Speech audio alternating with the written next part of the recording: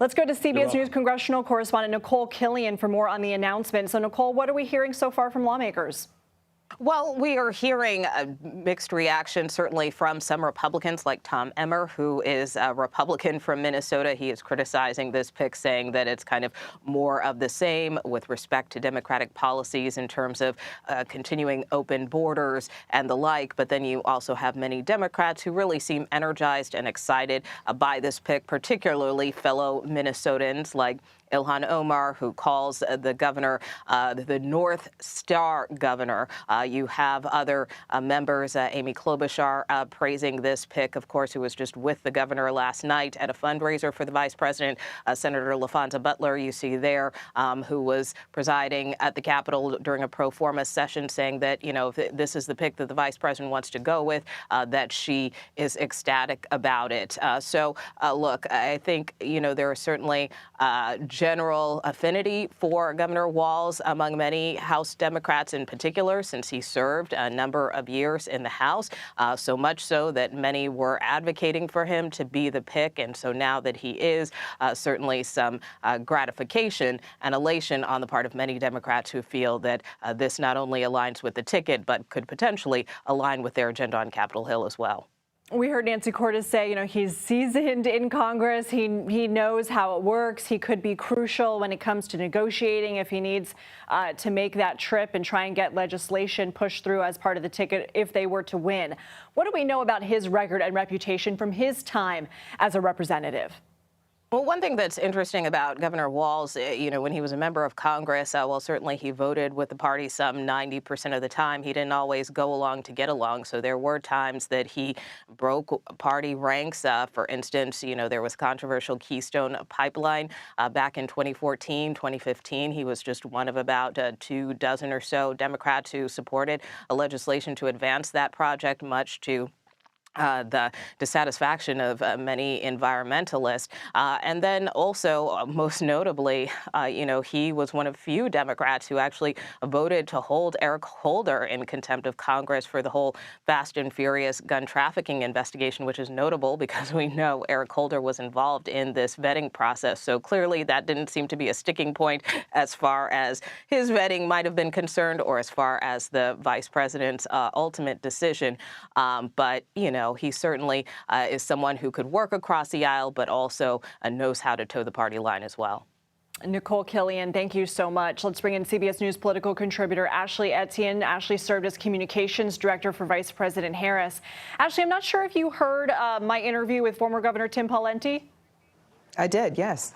Do you have any response to what he said in terms of ideologically them being the same on the ticket and painting them far left of center?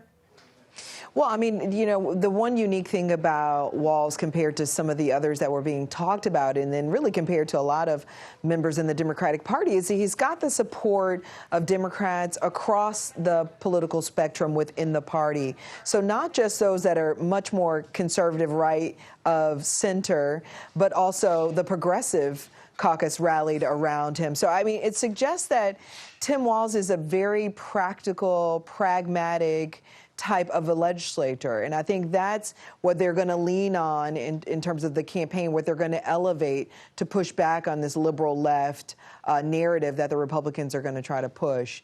But here's the thing, as I was saying earlier, you know, the ticket is going to have to run its own race and understand who they're appealing to. The concerns about them being left-leaning liberals is likely not going to be as persuasive when they're up against the threat that Donald Trump presents, and especially when it comes to the 1% to 2%. That'll make the difference in these battleground states. So I can see a situation where Tim Walz is in those states, those battleground states, from the suburban areas to the rural areas, again, speaking these people, you know, those people's language, identifying with them, and creating this permission structure for them to come on board and support the ticket and Kamala Harris. And so I think, you know, these attacks aren't going to land very well. And I think he can easily position himself as pragmatic versus being left or right, because that's actually who he is. So, Ashley, as part of that permission structure that you just outlined, do you see this new ticket trying to tie themselves closely to Joe Biden and what they consider his legislative priorities in office, or do you see them trying to outline some of the differences when we take a look at how Biden was polling prior to him dropping out? Well, Kamala Harris is in this very unique, unprecedented position where she's an incumbent, yet she's a challenger. And what I mean by that is she can take areas and aspects of their record that they achieved together and dump a lot of Joe Biden's baggage, some of that around the economy, even some of that around the war in Gaza. So she's got that advantage where she can claim the aspects of the record that work for her, but she's going to also lay out a vision for the country going forward. She's already starting to talk about the promise of America, the past versus the future. I think she's going to continue to hone that message, refine that message, and it'll include some of the aspects of the record, but she'll have space to create her own vision, which she's, going down the path and doing as we speak. Ashley, I have less than a minute with you, but we heard former Governor Pawlenty say that he thinks the Trump-Vance campaign should and will focus on budget concerns with Walz at the state level as governor, and also law and order with what we saw in the post-George Floyd murder protests. How do you see this new ticket countering those attacks?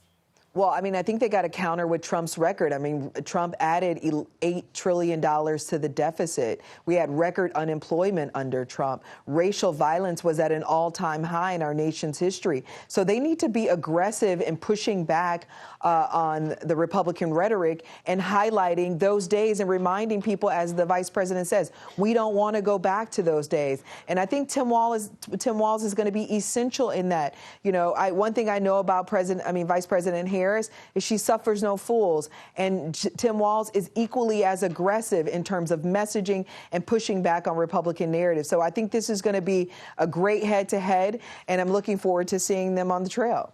We already see one tweet from RNC Research on our screen right now with Tim Walz. He said, fled as rioters burned Minnesota to the ground like a coward. This, of course, coming from the RNC. Ashley Etienne, thank you for joining us. We appreciate it.